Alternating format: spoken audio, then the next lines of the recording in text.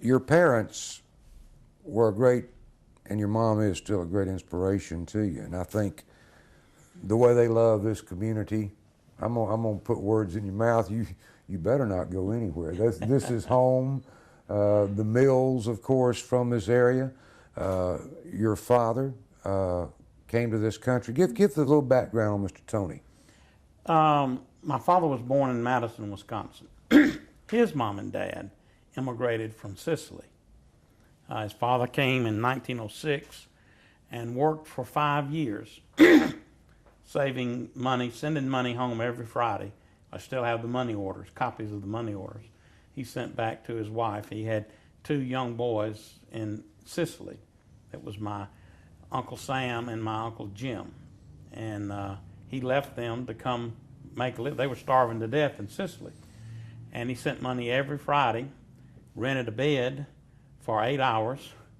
He would sleep in it, roll out, and then somebody else would roll in it. He did this for 5 years.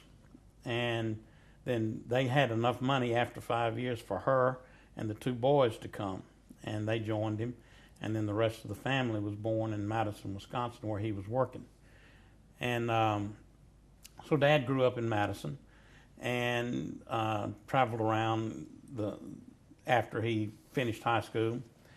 But he volunteered in April of '41 in the service. Wasn't drafted. He was the service, the selective service had called him. He was coming up, but this was before Pearl Harbor. So he went in thinking that he would serve 1 year and then be out in April of '42. But after he got in, of course, Pearl Harbor happened in December, and then he was in for the duration. And in '42, I think it was, they decided to build Fort Rucker. And Dad was in the first 50 troops sent to Fort Rucker. And they had built the buildings. There were no troops there. Dad was in the medical corps. He was a hospital administrator. And so he went to run the hospital there at Fort Rucker. And after he got the hospital open, my mother was in school at Troy and during the war, and she had to leave school to go to work. Everybody at that time was trying to work in the war effort. And she got a job at Fort Rucker and became Daddy's secretary.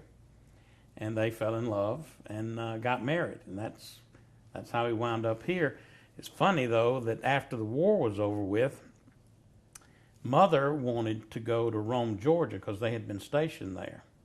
She really liked Rome, Georgia, and she wanted, but Dad liked Abbeville. And you would think that Dad was here because of Mother. I got you. She was from Shorterville, right, but wanted to go to Rome.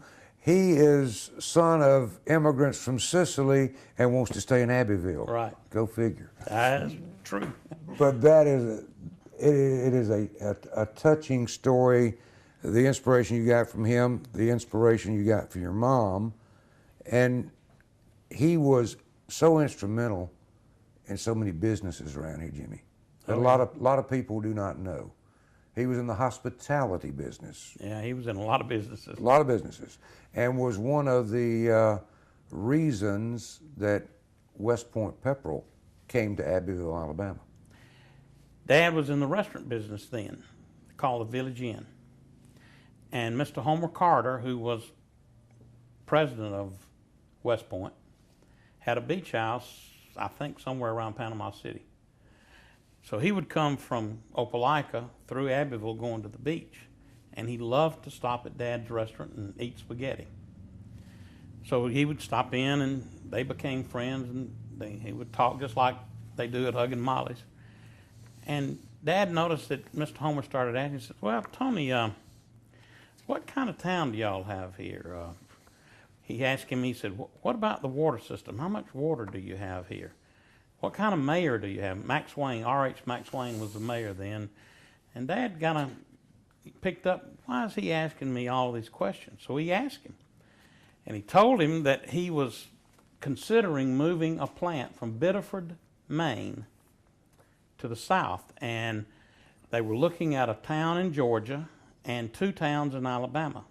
And he liked Abbeville, Mr. Homer Carter did.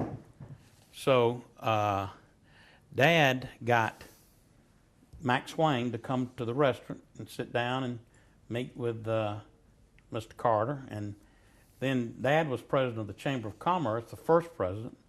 And so they put on a full court press, and Mr. J.E. Dodd, who was publisher of the newspaper, Mac Swain, Dad, they just recruited the heck out of him, and they got him here. And when Pepperell opened up, they opened up in the old Ford building downtown on the square. A lot of people don't remember I did not know that.